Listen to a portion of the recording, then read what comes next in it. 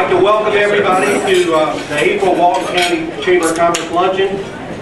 Great crowd. As a friend of mine said to me yesterday, I hope you're well pollinated now. I appreciate you guys coming out.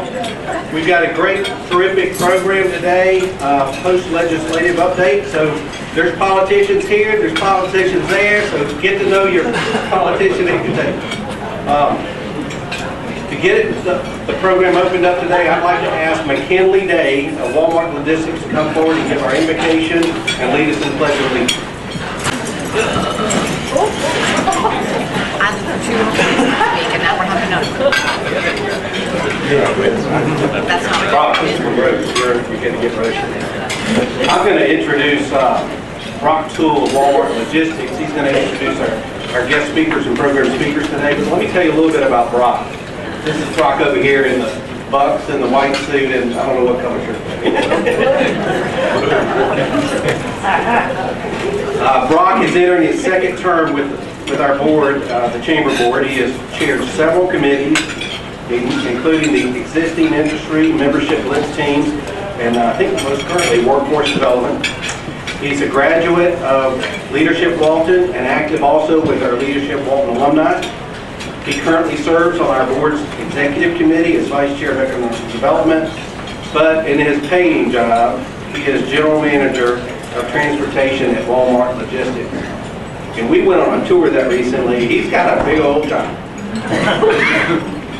So Brock, I thank you for the sponsorship today and also for your time and talents on the board. And my good friend Brock Toole.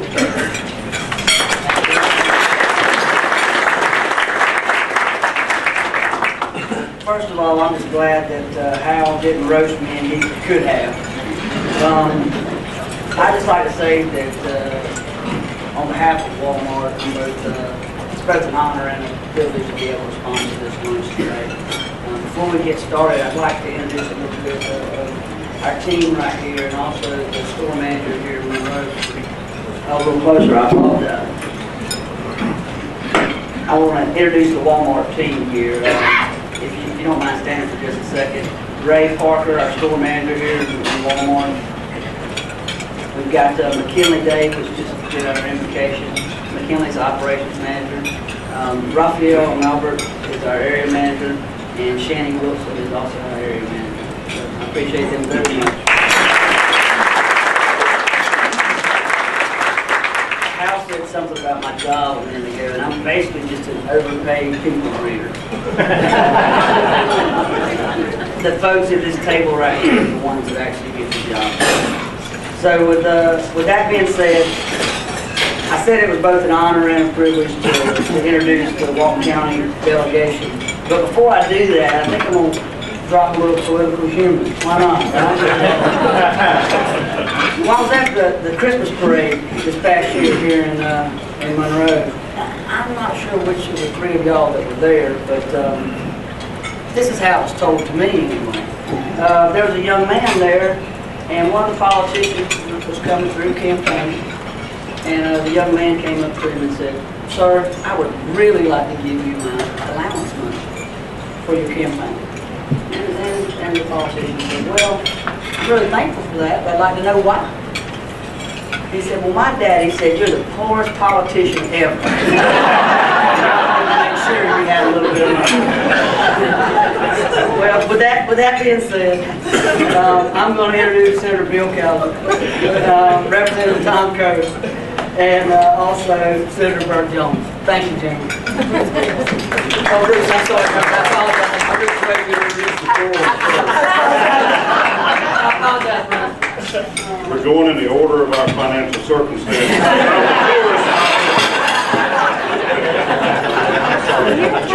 It costs you a little bit from your job when you're spending that 40 days and 80 nights in Atlanta every winter. It's really a neat system of government we have, and it's an honor and a privilege to serve you there in the state senate in Atlanta. You've probably heard some conversation this year about how short the session was. And the reality is, by law, it's 40 legislative days. And we still did 40 legislative days this year, just like any other year. But we condensed the time period by a couple of weeks. We were out by March the 20th this year. So what that did was make our lives very hectic, because you didn't have much time to come back to your home and your office and try to keep people under control there. We used to take a few days off, some breaks along the way to do committee work and to kind of work on some of the legislation. This year it was 5 days a week straight through, other than the snow days, and we got about our business and got in and got out, which was good. It actually saved the public several $100,000 on salaries for all the interns and the staff and the people that are having to be there as long as we're in session. So it made sense to do it before it was a hectic pace. We passed just over 200 bills this year, 125 House-sponsored bills, 75 Senate-sponsored bills, and then there were local bills on top of those 200 there. And I'll tell you what, we have the best delegation. Tom Kirby's not here today, but between Bruce and Bert and myself, we work together very well. We're all friends, and we'll collaborate and cooperate on getting things done. And this year, Bruce Williamson won the Superstar Award on the House. He passed, as far as I know, 6 different bills out of that 125 in the House. Now, that's a big share. It's rare for anybody to get more than 1 or 2 bills passed in a year, and Bruce has turned into the workhorse over there, the go-to guy getting things done. And we had a couple of times where I would help him get something through when he got to the Senate and vice versa, going the other way. And we have a great relationship with the Chamber. We have a great relationship with the local governments. As a matter of fact, little Kevin's here today, just got, what do you call it, inaugurated or sworn in as the president of the Associations of County Commissioners of Georgia. Statewide organization. He's the leader now of all the county commissions in the state. He's a pleasure to work with.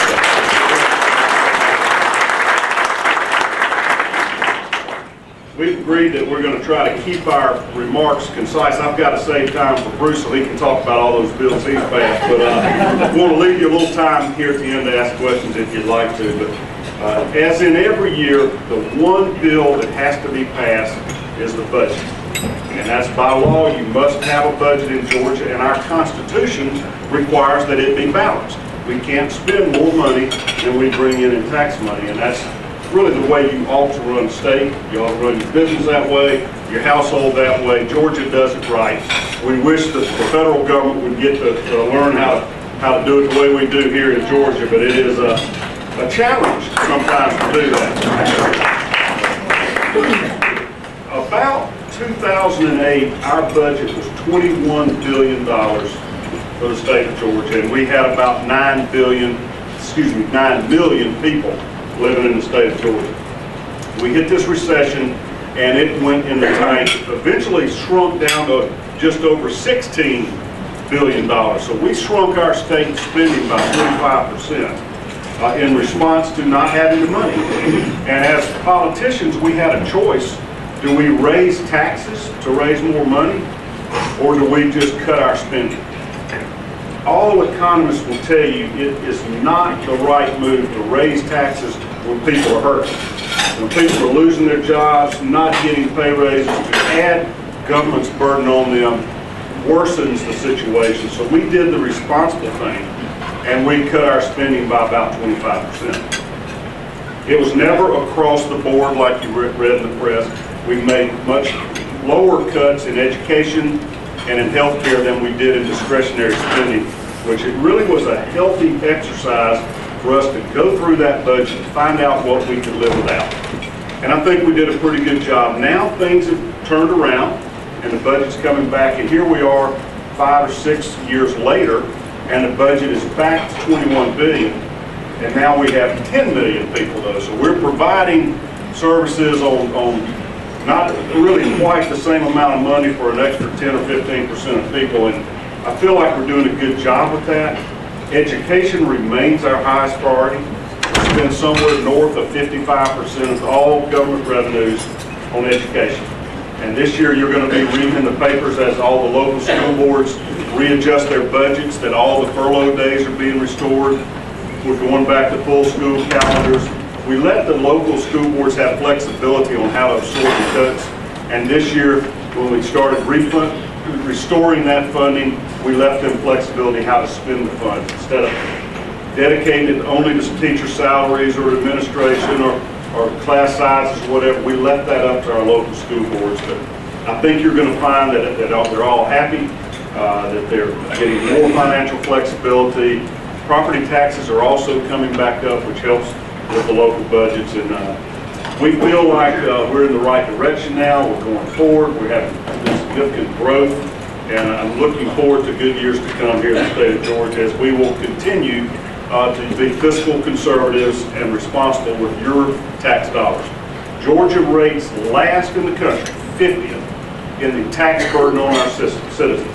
That's one area you want to rate last on. We have the lowest taxes per capita of any state in the country, and also the lowest spending per capita. So we do not fall for this big government routine in the state of Georgia. We provide necessary services and try to keep our burden on our citizens as low as possible. Speaking of Washington, I passed one bill this whole session here. My colleagues were passing a lot of it, and it was a bill that I worked on for 3 years. And it's called an application for an Article 5 convention, which is a amendment convention, an attempt to amend the United States Constitution.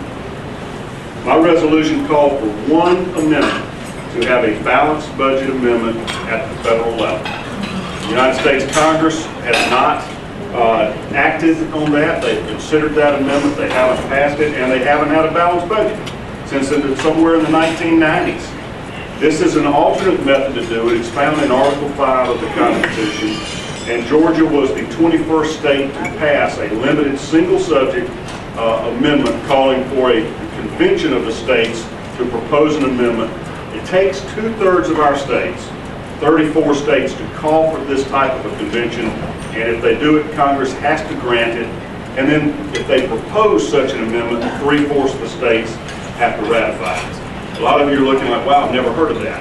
And we haven't done that since the original Constitutional Convention, but it is set forth in our Constitution as a method for the states to act where Congress will not, to force the federal government to act like we do, responsibly financially and live within our means.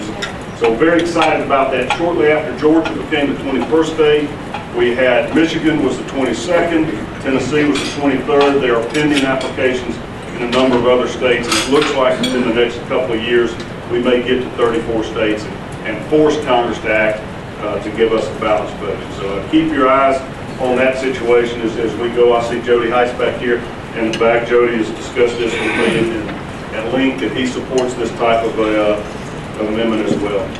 Only other bill I want to mention, that just to show you some of the diversity of things we deal with, was a bill referred to as a Good Samaritan bill. You know, I practice law in Athens, and I see the college kids day in, day out, and it is, of course, if you might know, a pretty much a party scene up there. They used to be proud of being ranked the such and such a number party school in the country or whatever. And that's all well and good, but we see a lot of tragedy that comes from that as well. And you will see these, I still call them children. I've got one left in college, but you know, when you're 18 to 21, you're still pretty immature. You're a child to any of us that are a parent to them. And you will see them experiment with drugs and overdose on drugs. And you see them try alcohol. And you can overdose on alcohol. They will pass out and they will die on their own vomitus at night. And it has become a situation, because of the fear of getting prosecuted, that the other kids sometimes will not call for help. Because they're afraid if they call the EMTs or police to come look on the person that's in distress, they're going to get arrested too. Or sometimes it's the person that is sick or about to pass out or something that's afraid to call for help because they don't want to go to jail and get prosecuted. There was a bill in the House that we call it the Good Samaritan bill that essentially protected somebody. If you reach out for emergency help for yourself or for a friend that's in distress from drugs or alcohol, you cannot be prosecuted yourself. So it is to encourage people to be good Samaritans and reach out for help. And it doesn't apply if you've got enough drugs on you where you're a dealer or you're a distributor. Really, you know, we don't want to build a loophole in where a dealer was about to get called, he calls the EMT and said, I'm not pass out. You know, it doesn't get prosecuted, so it's narrow for just minor amounts or for usage. Well, that bill in the House passed, and it dealt with drug overdoses. And there were some parents who had children that literally were left in a car to die, while the other ones ran for safety to not get prosecuted. And it started with that. When it hit the Senate, I was working with the bill, and I put an amendment on that bill. And Bruce can tell you about how sometimes a lot of the best work we do is tweaking other people's ideas. And I added alcohol to that bill. It's my opinion, just from what I've seen in Athens, there are probably more kids that are going to die from an alcohol overdose. We'll call it overdose, but overconsumption of alcohol than heroin or something these days. But that was something that I called Amy that night, and I had another bill that got beat on the floor that day. She said, oh, honey, I'm so sorry. Are you okay? And I'm like, listen, I'm okay. There's always next year for some of these things. I'm happy because today my amendment passed on this alcohol thing, and as small as that is, that bill's going to save some lives in this state of Georgia. And I like to look back one day when I've moved on out to pasture and say, you know, that's something that probably helps some families and helps some young people in the state of Georgia. So it's gratifying sometimes where things are really kind of small in the big scheme of things, but that are good impact on the lives of Georgians. Those are just a couple I want to point out. We're limited just a few minutes. I'm going to turn it over to Representative Bruce Williamson to run the ball from here, then we'll wrap up with Senator Burt Jones. Thank you.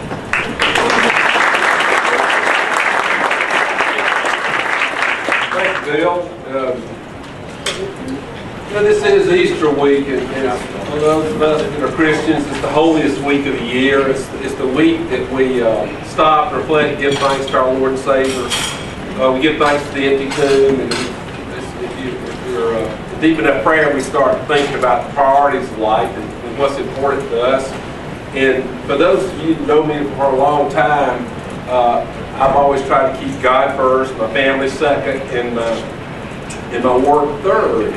And the reason is, the beauty of the empty tomb is that if you love your spouse and your family, then you're going to put God first. You love Him. The more you love Him, the more you can love your family. And when you have your priorities right in those two facets of your life, you can do your work better. And I'm proud to say that our Walton County delegation has their priorities right. Bill and I start, we have a midweek break. Wednesday mornings, we start every Wednesday about 7 o'clock in the morning with a members-led Bible study. Bert's busy with younger children in his house driving into the Capitol at that time, where I know that he'd be there as well. I know him to be a man of faith. And also Representative Tom Kirby, who's not here today, he's a deep man of faith as well. And on that note, I would ask for you to keep him in your prayers, he and his family. He lost his father rather unexpectedly Monday night. His dad's 78 years old, had surgery, I believe that morning, and apparently everything was going well. He had supper, and he had a little bit of discomfort, and lay down, and he didn't wake up. He died immediately. So Tom's on his way to Kentucky, and if you would just think about him and say a prayer for his family during this trying time for him. On that note, Tom asked me to tell you a little bit about how grateful he is to represent the people of western Walton County, principally the Loganville area. He has the added duties of representing parts of Gwinnett, Barrow, and North Rockville County as well. So he's a busy representative. He works hard in the Capitol. He carried one bill in particular that might be of interest to the folks in the real estate community or any of us that own property. Unbelievably, the laws in the Georgia books, there was no really criminal penalties for anybody that walked in and filed a fake warranty deed claiming they owned a piece of property, even when there was no evidence that the people did. There was a crime syndicate going on in the Atlanta area. They were going into foreclosed neighborhoods, going to the Walton County courthouse, filing fake warranty deeds, and then it's just complicated everything. They were going in neighborhoods where empty houses were, filing a fake warranty deed and collecting there on the houses. And through Tom carried that bill in the House, and Bill, I believe you carried that bill in the Senate. So that's one piece of legislation that Tom Kirby wanted me to share with you.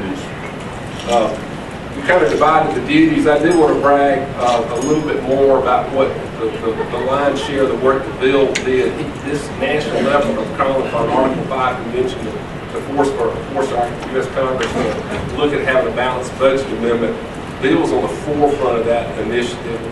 There was over 100 legislators that met from all of the United States back in December at Mount Vernon in Washington, D.C. Mount Vernon in Virginia, George Washington's former home, that was furthering that effort. And I can't say enough good things about Bill's leadership on that national reported issue. But most of us will really think hard about it. Our number one national threat is our out of control spending patterns. Bill's already touched on the fact that I was blessed to be able to carry a good bit of legislation this year. I do want to report to this chamber board, or these chamber members, that all of mine was basically business-oriented, job-creating legislation. The 6 bills that I carried came to me with one of 3 ways. I had 2 bills that were brought to me by business lobbyists, people that represented businesses that many of y'all are active in. I had 2 bills that were brought to me by members of state government, one of which was Insurance Commissioner Ralph Hudgens, needed some help on tweaking some insurance legislation that has to do with commercial insurance policies that are auditable. It's kind of boring to you unless you're in the business of paying workers' compensation or general liability, then it's pretty important to your business. If you're not in your HR department or the business owner's directly handling it, believe me, it's impacting the bottom line of the businesses that you work for. And Senator Jones was kind enough to carry that bill for me in the Senate to help get that through. The third area, the other bill was brought to me, Commissioner Kevin Hagler, who is the Commissioner of the Department of Banking and Finance, requested that I carry a bill for the banking department that dealt with money service businesses. For those of you that don't have any kind of financial background, those are the businesses that are regulated by the Department of Banking and Finance. It's non-depository institutions, but those are the businesses that cash checks, that sell checks, money orders, and that transmit money. And there's a 42-page bill. It's kind of boring to you in some of the technical details, but what might be of interest to you is the kind of businesses that are coming forward that necessitated the need for this modernization of this language in our Georgia code. Well, you've heard of Western Union for sure, but most of us now are beginning to hear about Google Pay and PayPal, and on the forefront of, you read in the front page of the Atlanta Journal-Constitution this morning about Bitcoin. That's not a currency. That is not a regulated action now. I expect that it might be down the road, but there are money transmitters that are getting in that business that are licensed as money service businesses. So it was kind of neat to be able to be on the ground floor of trying to tweak the Georgia code that will allow businesses to begin to move in alternative methodologies for facilitate commerce in the state of Georgia. The third and most interesting way that I was approached to carry legislation this year, in my opinion, was constituent driven. I got a phone call, actually, beginning the last session, from our longtime fabulous Walton County citizen, Randy Camp. Many of y'all know that his family owned the Walton Tribune, Walton Press, and later Walton Graphic Media. Randy's got a deep background in the printing industry, and their industry, through a previous change in the Georgia sales tax code, was getting hit dramatically with an unintended consequence that they were being charged sales tax on the postage used in direct mail. I got with the Department of Revenue. The Department of Revenue said, you're right, that was an unintended consequence. These printing industries were getting killed audit when they didn't realize they were in technical violation of the Georgia Code. So through a concerted effort of petitioning other members to understand the necessity to get this legislation through, we were able to get it through the House, and Senator Cowser carried that bill for me in the Senate. And the final illustration I want to give you, a constituent-led piece of legislation, is frankly the most interesting. It was done late in the session. I received a phone call from Kay Adcock. If any of y'all know, Greg Adcock? Greg was Kathy Adcock. Greg's the deputy sheriff in the county. Somebody knows him. You can raise your hand. In fact, lots of you know him. But anyhow, Kay called me one day and she said, "Bruce, are you aware of the fact that a young person nowadays, if they're interested in practicing cosmetology, the practice of learning how to be a hairdresser and doing salon type work, that they can't begin an apprenticeship until they turn 17 years old?" She had done some pretty good research, and she realized that if a young person was interested in being a barber, they could begin their apprenticeship at 16 years old. And she said, "Bruce, that's patently unfair. It's very analogous industries. Why is that?" And I said, "Kay, I can't give you an answer for it, but we'll figure it out." I went straight down to Secretary of State Brian Kemp's office. They pulled code books and said, "Bruce, she's exactly right." And we found a bill that was moving through the General Assembly that was helping cosmetologists regulate their out-of-control fees that they were being hit with. That's a subject for another day. But I was able to get an amendment done to that piece of legislation that will lower the age from 17 to 16 for a young person to begin an apprenticeship if they are interested in becoming a cosmetologist. So it's, I've talked to a couple of the high school classes and explained that bill, and that's the one bill that gets the young folks' attention, that, hey, this is something real and meaningful. Somebody from Walton County called your state government and got something done about it. So I thought you might find that interesting, about 3 different ways that we could be approached to carry legislation that's important to our county. With that being said, I'm going to shut up now and introduce Senator Burt Jones, who's going to kind of wrap up our presentation today. Thank you.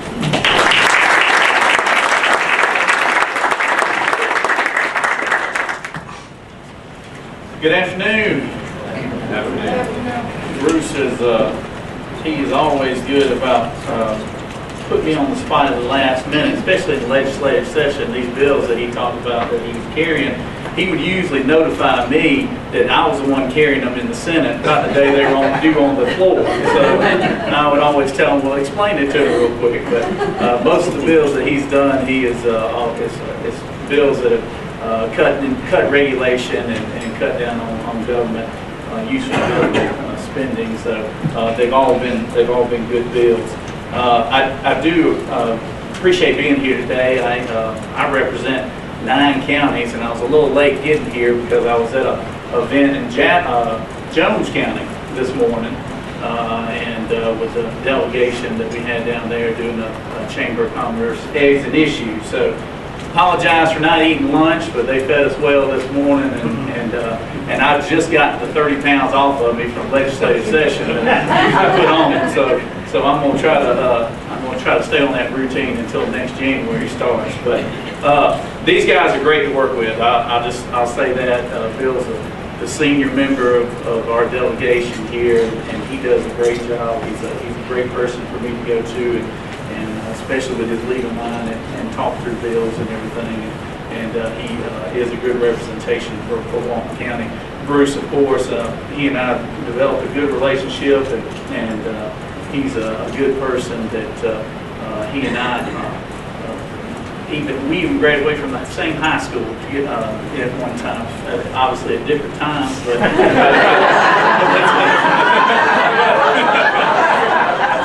but we do have the same, we share the same alma mater there. But at any rate, you know, I didn't carry many bills this session. I carried some for my friends over in the house. I'm not one of those that is going to sponsor a lot of bills. Just to be frank with you, because I'm one of those less government is better type people. But there are a few things that I really get excited about, and one is a resolution that we put forth this year is Senate Resolution 415, which was a state constitutional bill put forth in order to make it a state constitution to cap our current income tax. And it's obviously going to be put to the voters in the fall of 2014 here. But what it does, it basically sends a message, and it had to pass both the House and the Senate for it to become a constitutional amendment. It has to pass the House and the Senate by a 2/3 majority. And it didn't have any problem in the Senate. Over in the House, we had to twist a few arms, and it passed by one vote in the House, so it will be on the ballot. And it basically caps our current state income tax at our 6.5%. And what that does is it sends a great message we're becoming a global economy. And I say that in order for us to dig ourselves out of this recession that we've been experiencing for the last 4 or 5 years now, we got to create a good tax code, and we've got to grow our economy. And that's what I think. I'm very pleased with our current governor's initiative in trying to continue to make our state the #1 state to do business in.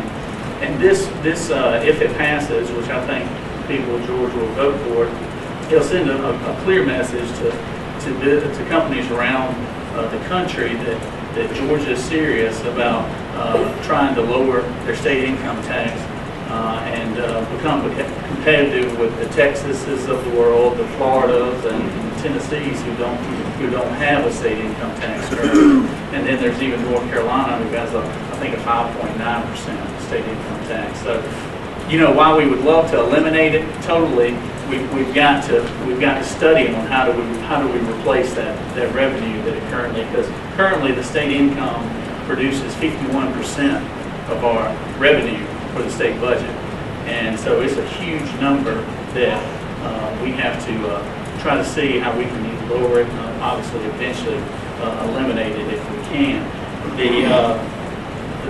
The other thing that we did, obviously, when trying to grow your economy, you've got to have a skilled and trained workforce to do so. And one of the things that we did this past session was we developed the Zell Miller Grant for technical colleges, which is basically the HOPE grant, which obviously we have it in our university systems now, where the Zell Miller is the cream of the crop, the top tier kids that have the proper GPA and grade point average. They can receive the Zell Miller HOPE scholarship and have 100% of their education paid for in a Georgia institution. But we did that same thing because, as we all know, college is not for everyone. But we do need plenty of skilled workers, and we do need plenty of skilled workers in things like electricians and plumbers and welders and medical assistants and things of that nature. And that's what our technical colleges provide for the general public. And so we thought it would be the right thing to do to create that same type of scholarship for the technical schools as well.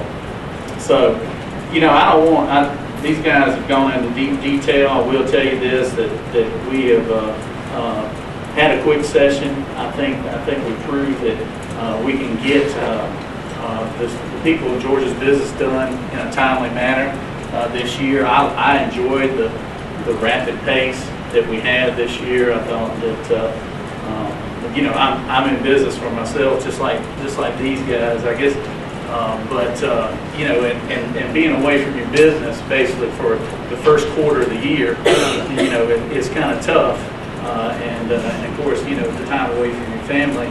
So for those reasons, I enjoyed the fast-paced session and realized that I found out just in the 2 years I've been up there, I found out the longer we sit around up there, the more bad bills that are possible, you know. So I think if we continue to do it fast and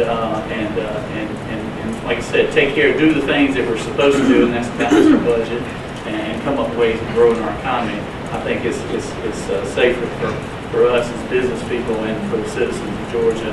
And I know we want to open up, give time to open up for questions on the floor. And so with that, I will yield the well, as they say in the Senate. And I appreciate being here today. I appreciate everyone coming out and being engaged. And I enjoy representing the small portion of Walton County that I have, and hope to continue to do so. Thank you.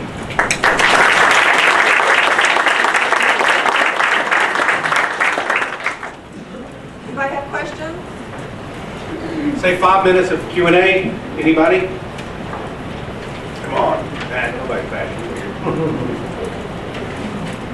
All right, I'm going to call on somebody. There he is. Adam, back in the back. What do you guys see as the future of the Acres Law and the autism bill going forward in the state of Georgia? Did you hear that? We're going to give you a pro and con on that. Probably, you want to? Yes, maybe not. Debate. We'll debate the issue. The autism bill he's referring to is in the Senate this year. We passed unanimously a bill to require insurers to include coverage for early intervention for autism in children. And it limited it pretty tightly. You wouldn't have to spend more than $35,000 per child, and it would only be up until age 6. That's based on scientific studies that show if you intervene early with therapy for these autistic children, you can get them back on grade level by 1st or 2nd grade, and so you don't have to have an independent educational plan, you don't have to put them in special ed classes, those type of things, you can keep them in the mainstream. And the cost of that is about 25 to 30 cents per month per insured. So it's a relatively small cost to do some really good help for our children. And supposedly that would save sometimes up to $1 million per child during their lifetime if they don't get the early intervention and have to go to special ed classes and have more significant treatment. That's the reasoning behind that bill, and you may have heard a CDC report that came out recently that something like 1 in every 60-something children now that are born are being diagnosed with autism. So it is really becoming an epidemic. They don't know the cause yet, but it's something that's a big problem. So we passed that bill and sent it to the House. The House would not consider it, would not even hear it in committee, and would not vote on it. Later, and this was the kind of the jazz at the end, the House passed a medical marijuana bill and sent it to the Senate, and our Health and Human Services Committee chairman combined the two bills together and passed them back out of the Senate. Again, we passed that unanimously, that had both the autism component and medical marijuana, sent it back to the House, and they refused to vote on that bill because it included the autism. And I'm going to let Bruce give the negatives because, quite frankly, up until this year, I was always against this autism bill.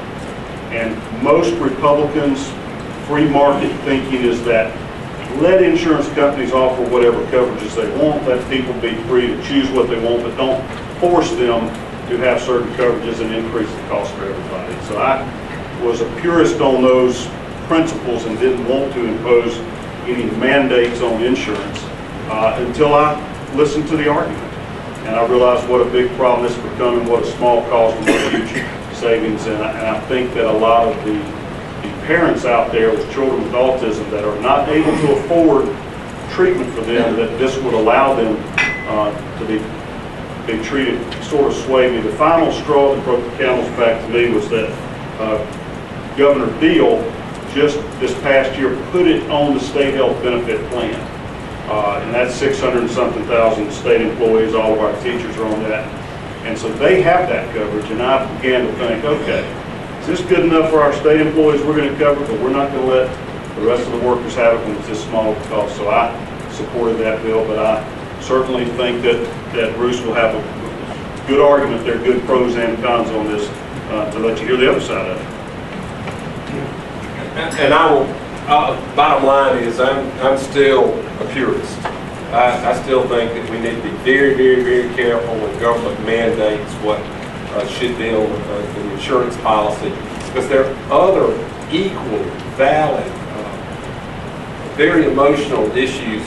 There's a big community out there that children have to have medical food. I've never heard of that topic before, but it's an enormously expensive hit to a family budget for the children that can't digest certain kinds of foods. And there's a big push to mandate that medical foods be covered under everybody's health insurance policies.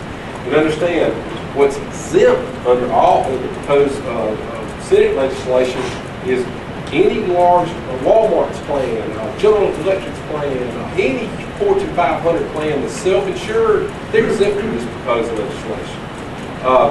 The largest health employee plan in the state, the Georgia State Health Benefit Plan, 650,000 people are covered under that. Now, the governor, through the governor's leadership, that's going to be included. But there are many employer-sponsored plans. For all I know, Walmart does have that coverage on their plan. But they're free to decide to do that, as is any other health insurance company in Georgia. But the market slice, the segment we're talking about, is principally individual plans, and if, you and your spouse are in your 50s and your children are grown and gone, and you're just trying to struggle to make the premium payment for your not very affordable health insurance policy, this would just be one more straw on the camel's back for this or any other mandate. I'm not saying specifically how I'll vote, because it never did come for debate on the floor of the House of Representatives, but I do intend to look very hard before I vote as the Walton County State Representative to guarantee to increase the cost of your health coverage plan, if that makes sense. But I'll be happy to answer questions on the side if anybody might like to.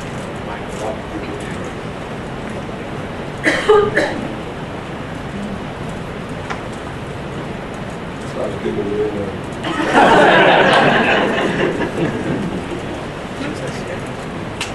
Thank you very much to all of you. It's that time of the meeting where we talk about our member of the month. Now I want to share a little bit about the member of the month. So our member of the month this month has been in Walton County in Monroe since the end of '99. And has been a member of the chamber since that time. The business supports so many organizations in Walton County, from schools to civic clubs to sports teams and much more. A lot of the support comes from employee volunteers and Spirit Night fundraisers. I believe there was one last night. One of the employees of this company is involved in many community activities, including the graduate of Leadership Walton and an active member of the Leadership Walton Alumni Association. Very involved in Relay for Life and is the chamber ambassador as well as others. This company is always willing to donate time, energy, and ideas, as well as food, to the chamber events and many other organizations and schools in the community. An employee that is so involved is always willing to help out. The person making the nomination stated his energy and smile is infectious. He makes you want to be part of whatever he's doing.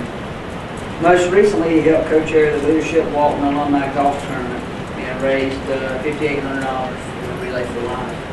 If you hadn't figured it out yet, our April member of the month is Zaxby's of Monroe.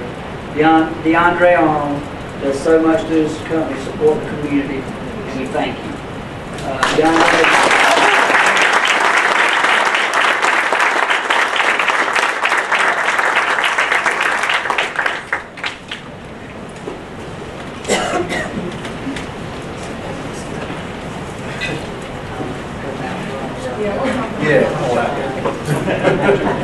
get out from behind the table. Thank you.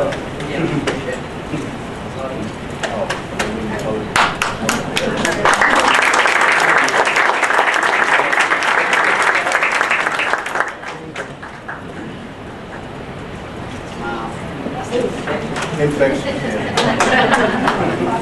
Oh yeah, last thing, and I'm done talking. Y'all heard enough out of me today.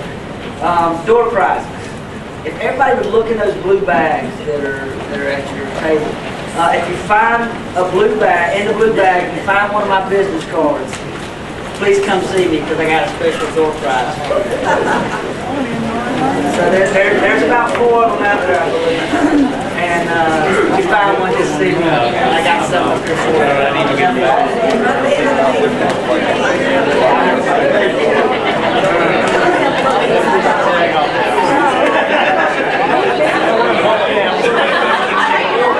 We're looking for Brock's business card. You have Brock's business card, and as soon as we adjourn the meeting, come on up, and Brock's got 4 different prizes you can pick from up here. Yeah, after the meeting. As soon as we adjourn, do it right after the meeting. Okay, so real quick, we do want to recognize our new members that are here today. We have a couple of them here. So if our new members will stand and give your name and your company name and what town it's in, and we'll be able to put a name with a face. Hi, my name is Steve Jameson. We just go through yesteryear's treasures reclaimed. We deal with antiques, vintage furniture, and collectibles. We buy and sell. We're located along the Braxton Antiques Road and Antique Mall. We're on this old storefront area where we used to have the auctions a long time ago. So we're right across from Aubrey's. So come see us. We'd love to have you come visit us. I'm Larry Carey. I represent Shottenburg, Georgia. We own Honda Conyers. I'm their community relations manager. You've seen a lot of me. We're on Highway 138 in Conyers. We're just a short drive away. And a lot of you folks are already our customers. We want to keep you if we want to add the rest. Thank you.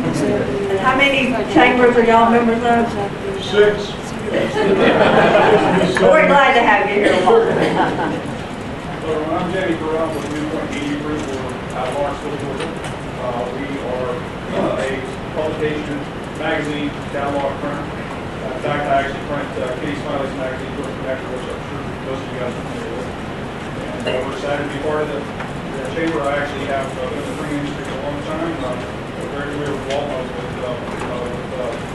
I was with Walton Press for 6 years. So I'll be back involved.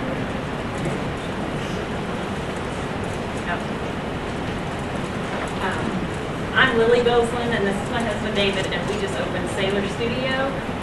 We are right next to Buckle on Main Street in Monroe, and I make enamel jewelry in the back, and we do local craft shows and sell online. And then the front of the store is handmade gifts, a lot of local artists and gifts from around the USA. So. Very good.